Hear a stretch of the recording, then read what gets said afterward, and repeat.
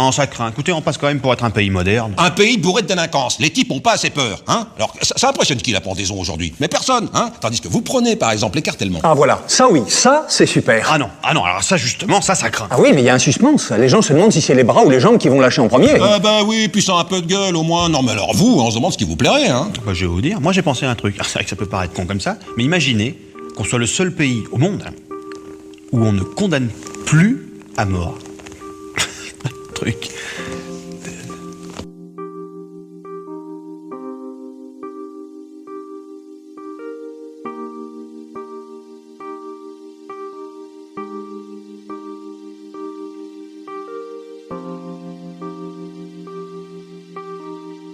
9 octobre 1981.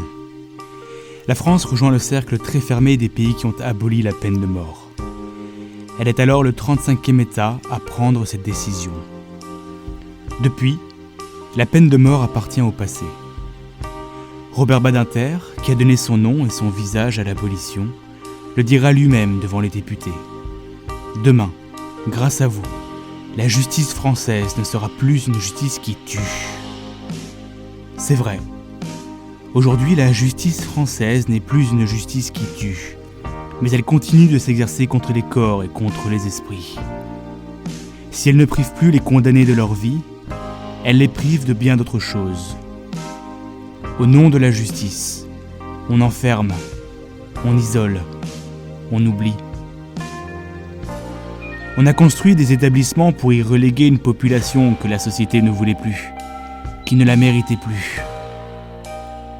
La peine de mort retirée du code pénal, la prison s'est hissée au sommet de la hiérarchie des peines. Et il faut dire que son recours s'est considérablement accru. De 31 551 individus écroués en 1982, on en compte 75 021 en 2021. Comme si la prison planait désormais sur toute la société. Depuis 2005, l'administration pénitentiaire fournit une donnée encore plus éloquente, le nombre d'individus détenus, c'est-à-dire les personnes qui purgent une peine en milieu fermé, parfois à titre provisoire. Leur nombre est passé de 58 231 à 62 673. Le pic a été atteint le 1er janvier 2020. 70 651 personnes étaient détenues avant que la crise de Covid-19 ne pousse le gouvernement à faciliter leur libération. Mais le constat reste sans appel. Justice et prison se confondent. Fin 2017, l'anthropologue Didier Fassin avait conclu son entretien avec l'Observatoire international des prisons, l'OIP, en déclarant « Si j'essaye de prendre un peu de recul, il me semble qu'aussi bien pour ce qui est de la politique pénale que pour ce qui touche à l'institution pénitentiaire, notre temps sera regardé par les générations futures comme une période obscurantiste. »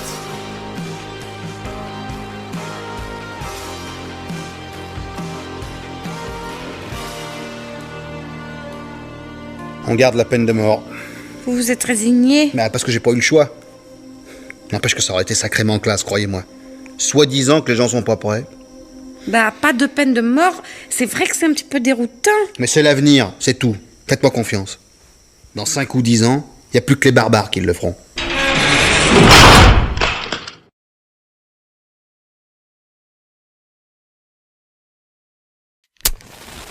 Perso, pour les pires crimes, je suis pour les mises en place des bagnes sans confort, avec travaux forcés. Je suis convaincu que ça ferait réfléchir à ceux qui ont renoncé à leur liberté en bafouant celle des autres. Ce commentaire, je l'ai récupéré comme beaucoup d'autres sous un article de presse qui traitait de la peine de mort. Avant d'être représentatif de quoi que ce soit, le ton est pour le moins expressif. Bien faire justice, ce serait donc faire mal. Revenir au temps du bagne.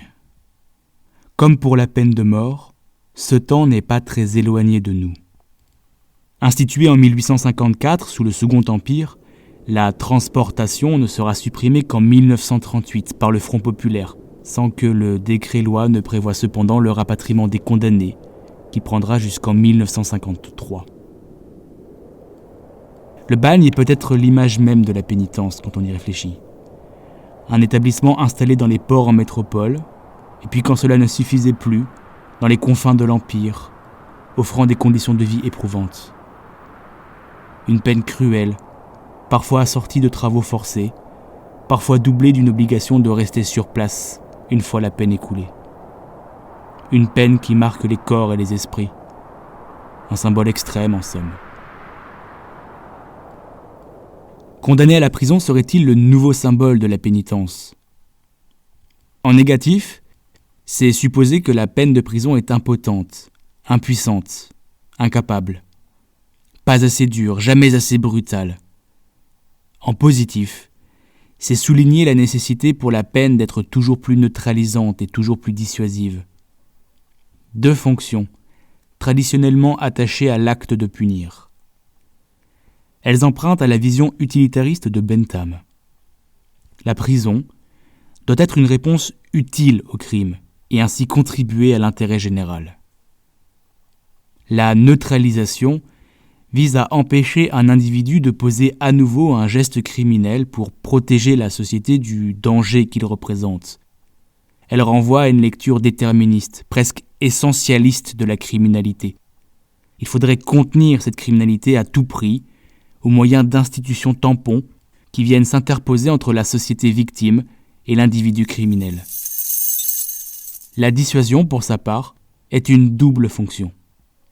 Il s'agit de persuader l'individu de ne pas recommencer et de persuader la société à ne pas être tentée de l'imiter dans sa carrière délinquante.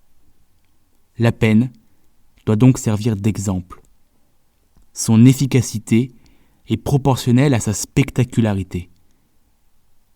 La prison est le gardien de l'ordre, du bon ordre, du seul ordre. Elle menace, comme un ciel d'orage, et gare à celui ou à celle qui va au-delà de l'horizon.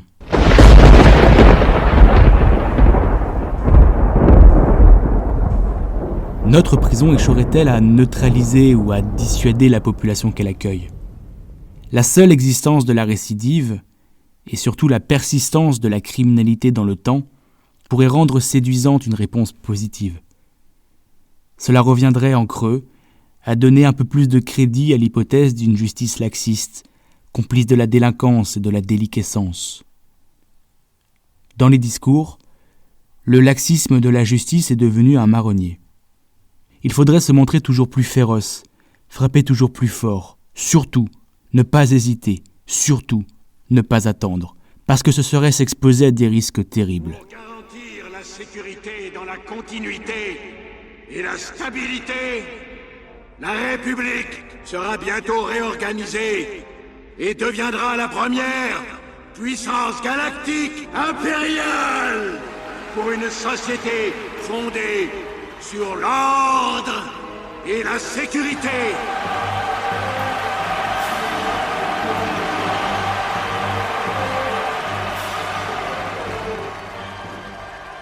Ainsi s'éteint la liberté, sous une pluie d'applaudissements. Face au poids des mots, il reste les conséquences des actes.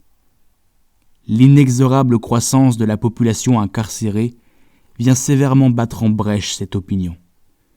Quel laxisme conduit à plus que doubler la population écrouée en 40 ans. Partons d'un constat qui fait rougir. La sociologie se montre plutôt réticente, quand elle ne la rejette pas fermement, à l'idée que la criminalité explose, à un fantasme dont certains médias auraient besoin de se sevrer. En 2019, l'administration pénitentiaire a recensé plus de 100 000 entrées sous écrou, un chiffre qui donne le tournis. Mais oui, nous dit-on, la société est plus criminelle que jamais, ce n'est pas étonnant. Et si cela signifiait que la société hésite surtout moins à répliquer ? Parce que si on retire à ces quelques 100 000 entrées les presque 60 000 individus placés en détention provisoire, qui sont encore innocents jusqu'à ce qu'un tribunal en décide autrement, rappelons-le, et qu'on ne garde que les entrées qui font suite à une condamnation, le chiffre, autant que son sens, explose. 98% des individus qui ont fait l'objet d'une mise à l'écrou en 2019 l'ont été pour des délits. La société a faim, mais la prison, elle, frôle l'indigestion. Les délits, les infractions intermédiaires, peut-être plus communes ou plus banales, plus populaires, quelque part plus tolérées ou moins dénoncées, en fait, moins visibles. Alors c'est vrai, les délits constituent une catégorie un peu fourre-tout parce que les peines associées oscillent entre quelques mois de prison pour les moins sévères à 10 ans pour les plus graves. Mais ça tombe bien, la peine de prison est modulable à souhait selon la gravité de l'infraction. Du côté des stocks, les délits représentent 84,7% des effectifs condamnés et détenus en 2020. Ouais, sauf que pas loin d'un tiers d'entre eux purgent des peines de moins d'1 an de prison et 28,3% des peines allant de 1 à 3 ans de prison. Les infractions qu'on condamne le plus et qui alimentent le système carcéral jusqu'à le faire vomir ne sont peut-être pas les plus terribles. Celles qui nous poussent à nous représenter le criminel comme un fou, un pervers, un ogre. Mais la prison nous protège de personnes qui en veulent dans notre vie, non ? Pas si simple et pas si sûr. 59% des personnes détenues ont été condamnées pour des faits autres que des atteintes aux personnes, le plus souvent pour des vols et de la consommation ou du trafic de stupéfiants. Les premières violences aux personnes expliquent la présence de 15,6% des condamnés et détenus. Mais ces violences excluent les homicides, qu'ils soient volontaires ou involontaires, ainsi que les infractions sexuelles qui concernent encore un plus petit nombre de cas. Nos grands-parents ont vécu dans une société qui envoyait en exil une partie de ses condamnés. Nos parents, dans une société qui leur tranchait la tête. Et nous, dans une société qui les emprisonne. Est-ce que l'on est bien certain que c'est mieux ? Le mieux est souvent l'ennemi du bien. Je veux dire, est-on toujours certain de condamner pour les bonnes raisons ? A-t-on toujours raison de condamner ? Surtout que la prison dure plus longtemps que la peine. Elle s'accroche, elle vous agrippe. Vous êtes sous main de justice, et puis vous êtes frappé par le stigmate. On peut improviser une maxime. Criminel un jour, détenu toujours, jamais plus citoyen. Pourtant, la prison cherche la réinsertion.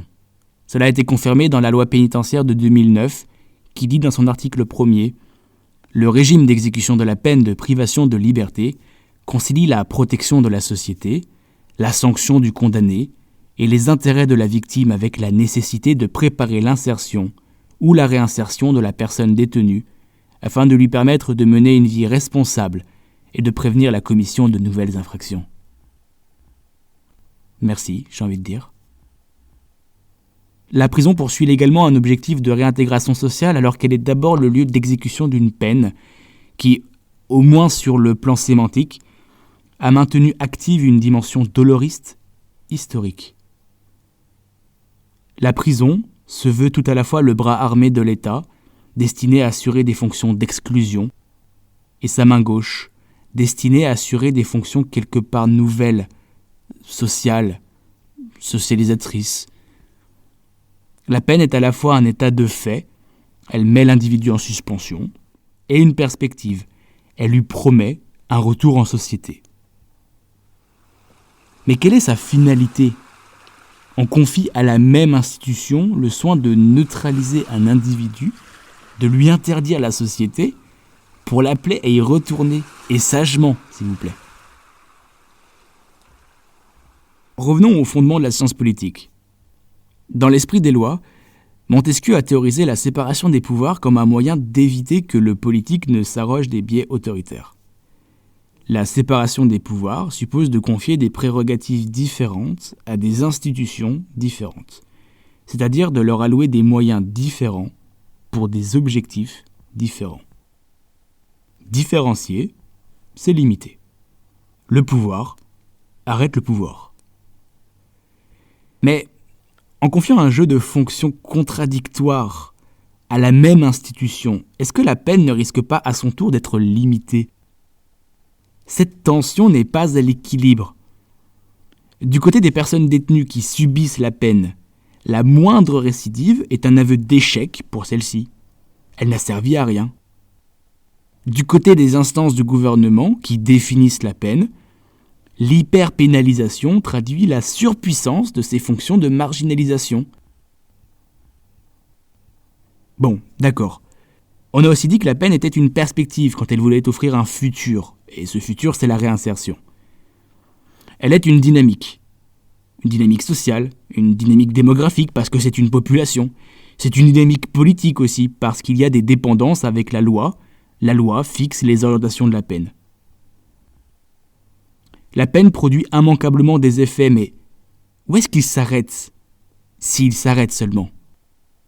Parce que la récidive, toujours, semble témoigner d'un système qui s'auto-alimente, qui s'auto-phagocyte. La peine est une inertie. Il est fondamental d'éviter un biais, celui de l'essentialisation.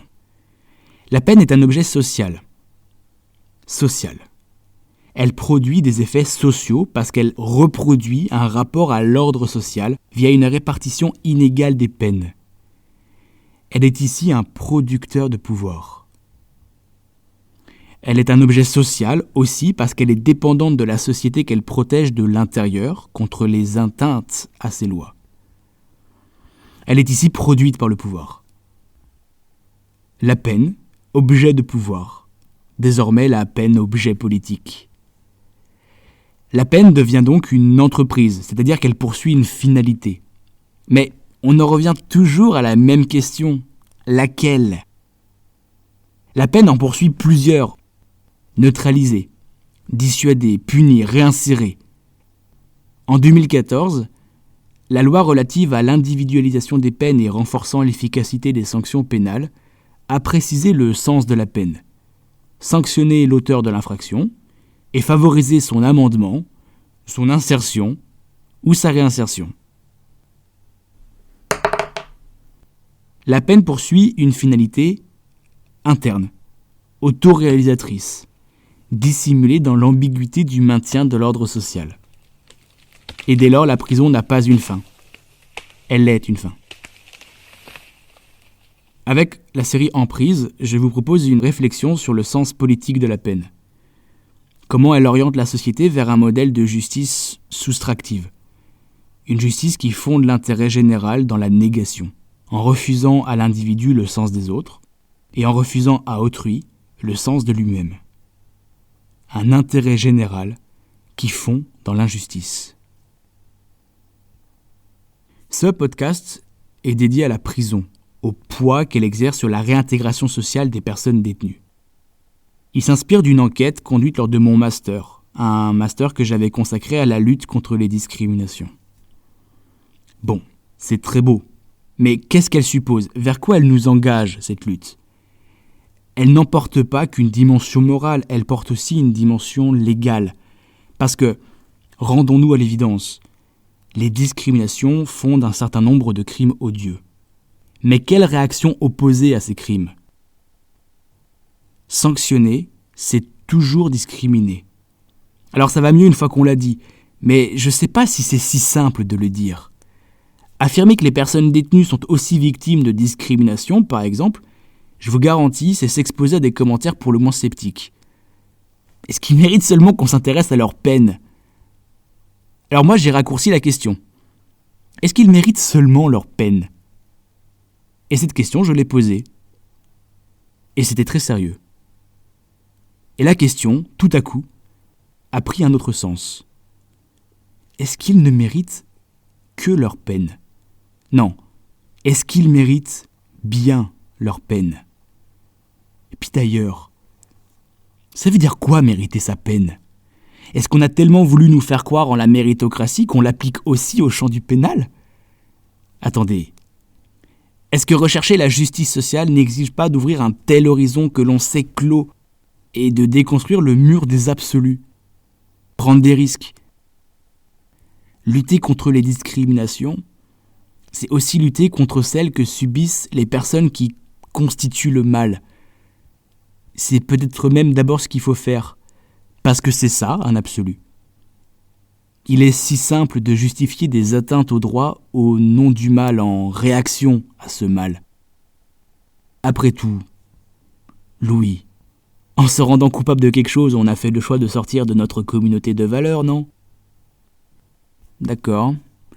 L'universalisme des droits serait-il sélectif ? Pour explorer tout ça, j'ai donc accouché d'un mémoire et tout démarre une fois conclu. J'ai voulu interroger ce que la prison disait de la société. Et j'ai choisi l'angle de la réinsertion, ou plutôt de la réintégration sociale. Il y a une différence entre les deux, je vous assure. Une différence qui n'est peut-être pas si neutre d'ailleurs. Je crois que le choix des mots est d'abord politique. Dans un article publié en 2012, Christiane de Beaurepaire, qui a exercé à la prison de Fresnes comme psychiatre, nous explique que, je cite, « Parler de réinsertion pour un sortant de prison peut aussi bien signifier « retourner d'où je viens ». La réinsertion ne met rien en perspective. C'est une notion fonctionnelle.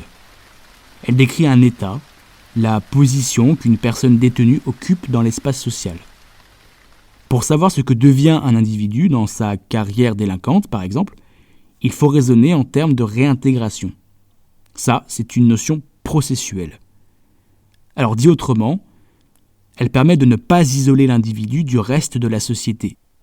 C'est ce que fait d'ailleurs la prison. Parler de réintégration permet d'envisager un mouvement qui va de l'individu vers le groupe et du groupe vers l'individu. Et ce groupe, c'est nous. Nous, c'est la société libre. Et ça n'est pas neutre sur le plan politique, parce que ça suppose que la société est en partie responsable, au moins du devenir social des individus, y compris de leur devenir criminogène. La charge d'une telle inversion de paradigme est considérable. Bah oui, ce sont elles, les personnes condamnées, qui sont responsables de leurs actes, et surtout pas nous, non ? Parler de réintégration permet aussi d'envisager la nouvelle position de l'individu dans cet espace social, position qui peut être différente de sa position d'avant. C'est s'intéresser à la trajectoire parcourue depuis son incarcération. Et ça n'est pas neutre sur le plan sociologique. Les conditions socio-économiques jouent un rôle significatif dans l'éventuelle commission de gestes criminels. On y reviendra. Les gestes sont situés socialement parce qu'ils ne seront pas les mêmes selon l'origine sociale.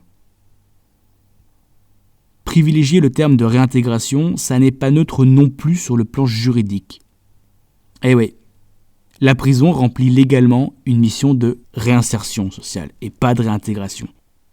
Et la notion de réinsertion est largement appuyée. Dans la loi pénitentiaire du 24 novembre 2009, ce terme est mentionné 16 fois sur 100 articles. Celui d'insertion, 33 fois.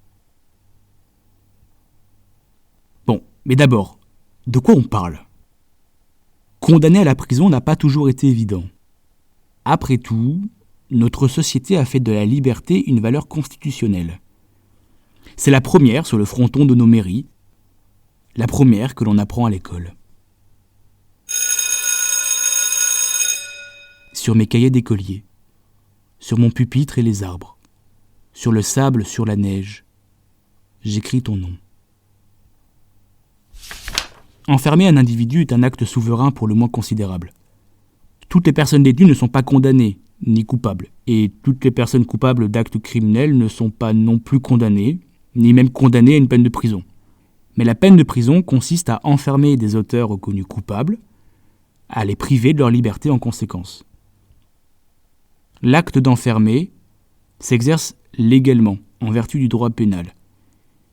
Il consiste à déplacer physiquement un individu dans un établissement prévu à cet effet, la prison. En retraçant la généalogie de la peine de prison, j'ai compris que si on cherche à déterminer comment s'est développée la prison, on en vient à réfléchir à pourquoi s'est développée la prison. Mais surgissent des contradictions selon l'angle que l'on adopte, historique ou philosophique, chronologique ou éthique. À quand remonte l'invention de la prison ? Elle est où, la première prison ? Lorsqu'il fait bâtir l'hôpital général de Paris en 1656, Louis XIV donne-t-il naissance à la toute première prison en France ? Ouais, mais non. Les personnes y étaient en attente soit de leur jugement, soit de pouvoir rembourser des impayés. C'était pas vraiment une peine de prison en soi. La première prison se trouve peut-être moins dans un lieu physique que dans un parcours mental. L'avènement de la prison moderne en Europe aurait lieu plus tard, au XVIIIe, XIXe siècle. Elle marque un peu tout à la fois un bouleversement dans notre représentation de l'ordre social et de son maintien. Pendant cette période de 1000 ans qu'on appelle Moyen-Âge, les individus ont bien été envoyés au cachot. Notre imagination fait le reste. On se représente une sorte de cellule, individuelle ou collective, exiguë, sombre, malodorante, une cage avec un peu de paille dans les tréfonds d'un château. L'individu y purge une peine dure pour ensuite retourner à sa vie d'avant quand il n'est pas abandonné dans les oubliettes. Bon, je vais vous faire mettre au cachot. Attendez, écoutez-moi. Non, mais je vous écoute, simplement je vous préviens, je vous le dis, je vais faire descendre en cabane avec un pichet de flotte, un bout de pain sec. Je suis désolé, je suis démuni, je vois pas d'autre solution. Puis je pense que ça vous donnera un peu l'occasion de réfléchir un peu à tout ça, d'être opposé, de prendre un peu de recul sur les choses, parce que Bort, on ne réveille pas son roi en pleine nuit pour des conneries, encore moins 2 fois de suite. Sauf que cette peine n'a pas existé avant que la prison n'accueille cette innovation technique, morale et judiciaire. En prison, l'enfermement est une finalité.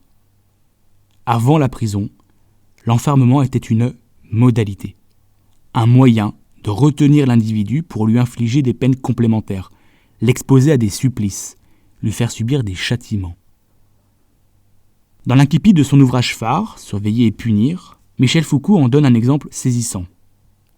Il retrace la longue agonie de Robert-François Damien, condamné à faire amende honorable devant la principale porte de l'église de Paris, où il devait être mené et conduit dans un tombereau, nu, en chemise, tenant une torche de cire ardente du poids de 2 livres, puis dans le dit tombereau, à la place de Grève, et sur un échafaud qui sera dressé, tenaillé aux mamelles, bras, cuisses et gras des jambes, sa main droite tenant en icelle le couteau dont il a commis le dit parricide, brûlé de feu de soufre, et sur les endroits où il sera tenaillé, jeté du plomb fondu, de l'huile bouillante, de la poix résine brûlante, de la cire et du soufre fondu, et ensuite son corps tiré et démembré à 4 chevaux. On savait s'amuser à l'époque. Le sociologue Philippe Combessis décrit 4 fondements à l'enfermement sous l'Ancien Régime. Ceux relevant du domaine judiciaire pour retenir l'individu, l'interroger en vue de son procès ou s'il avait été condamné à mort. Ceux relevant du domaine politique pour faire disparaître les opposants par lettre de grand cachet. Ceux relevant du domaine d'administration de la cité contre les personnes mendiantes et indigentes pour des motifs qui ressemblent vaguement aux troubles à l'ordre public. Et ceux relevant du domaine familial pour enfermer les enfants qui, de l'avis du chef de famille, nuisaient à l'image de celle-ci, par lettre de petit cachet. Aujourd'hui, la prison ne permet pas de faire enfermer des enfants récalcitrants, ni d'écarter d'éventuels opposants au régime ou les pauvres, même si certains individus détenus se revendiquent prisonniers politiques et que les prisons, on aura le temps d'y revenir, accueillent essentiellement des individus issus des classes populaires. Mais elle a conservé son ancienne fonction relevant du domaine judiciaire, garder sous main de justice celles et ceux en attente de leur procès, ou quand la peine de mort est légalement appliquée, des personnes en attente de leur exécution dans le sinistre couloir de la mort. Ainsi que les autres, qui récupéreront leur droit de cité en contrepartie d'un temps désisté. La peine de prison moderne s'est petit à petit instituée avec la diffusion des Lumières, qui voyait dans les châtiments corporels la marque de l'absolutisme à proscrire. Signe peut-être de cette influence, les châtiments corporels sont bannis en 1789 et l'emprisonnement devient une peine à part entière dans le premier code pénal en 1791. La peine reflète les métamorphoses ontologiques qui ont accompagné les Lumières en Europe. La liberté devient le bien le plus précieux dont l'individu peut jouir. La Révolution proclame les droits naturels des hommes qui naissent libres et égaux en droit. Désormais, la prison se suffit à elle seule. Il n'est nul besoin de compléter cette peine par d'autres châtiments. C'est le fondement de la neutralisation à laquelle la prison doit concourir, une fonction que l'abolition de la peine de mort a rendue d'autant plus forte. L'explication est séduisante, mais Philippe Combessy nous met en garde face à ce qu'il considère comme un mythe humaniste. Selon lui, cette lecture dissimule un jeu de réinterprétation des idées des Lumières, parce que les réformateurs eux-mêmes redoutaient déjà de possibles effets de contagion en prison, ainsi que les mauvaises conditions de détention. Et certains lui préféraient le travail. La progressive diffusion de l'idée d'une peine de prison comme d'une peine nouvelle, inspirée par les idéaux humanistes, respectueuse de la personne incarcérée, qui érige au plus haut des valeurs démocratiques, bon, tout ça, ça tient davantage d'une légitimation a posteriori. Combessy, toujours, nous dit que cela a eu pour effet, sinon pour objet, de légitimer une peine certes violente, mais somme toute pratique, modulable, bon marché, et surtout discrète.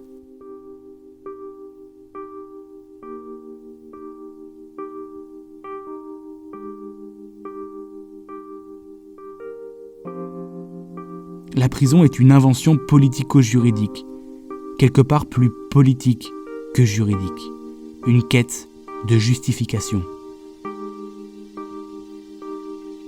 Surtout, elle n'est pas un absolu. Elle résulte peut-être de contingences, de discours et de mise en acte. C'est en fait tout le sens de la peine qui en prend un coup. Difficile d'abord de savoir d'où vient la prison. Hasardeux, au final, de savoir où et si elle sera.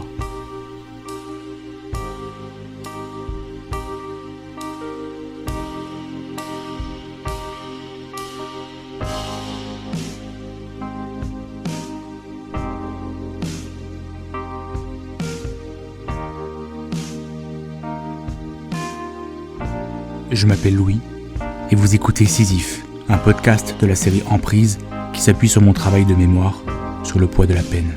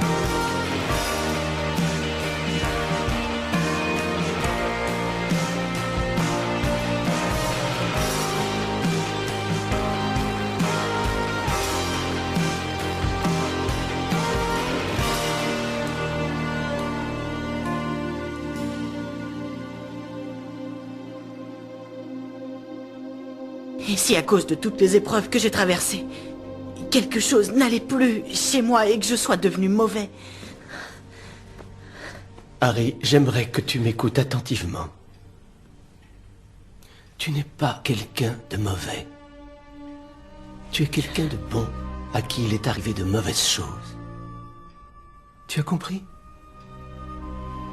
Et puis, dans le monde, il n'y a pas d'un côté les bons et de l'autre les mange-morts. Il y a une part de lumière et d'ombre en chacun de nous. Ce qui compte, c'est celle qu'on choisit de montrer dans nos actes. Ça, c'est ce que l'on est vraiment.